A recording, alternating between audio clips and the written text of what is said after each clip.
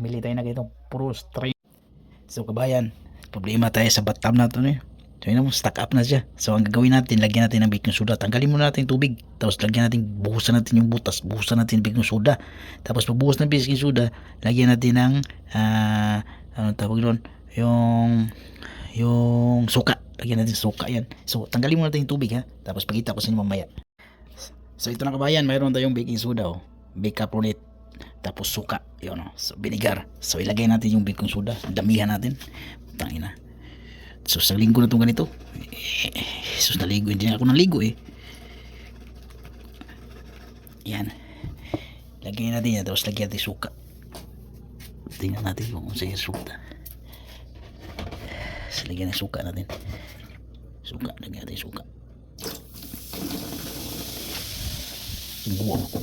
Linggo ka ba yan, oh.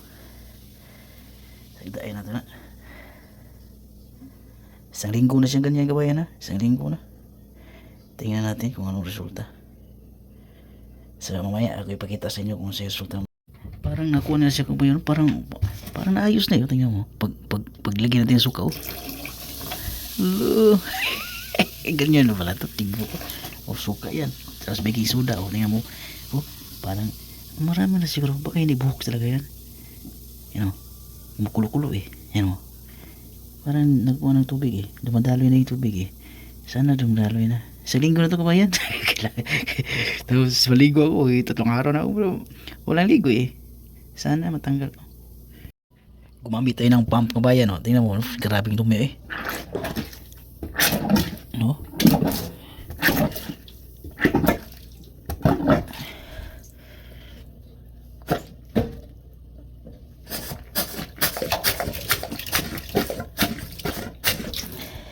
Dito kasi yan, eh, ano, tanggalin natin dyan, eh.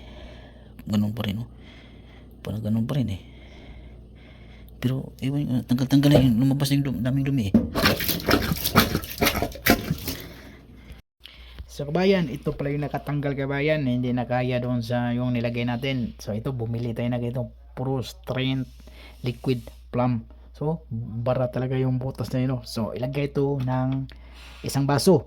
Lagay ka ng isang baso. Tapos, oh hindi na, muntik na maubos to pala, kabayan, no? Kasi 2 beses ko nilagyan, eh. Kasi hindi pa lumabas, eh. Tapos, hindi pa dumalo yung tubig. Kaya, inulit ko, isang baso. Ang paglagay pala nito, kabayan, isang baso. After 10 minutes, buhusan mo ng mainit na tubig yung butas. Eh, dyan mo rin nilagay yung isang baso. Tapos, after 10 minutes, buhusan mo ng mainit na tubig yung kumukulo talaga. Sigurado, okay na yan. So, ganun lang kasi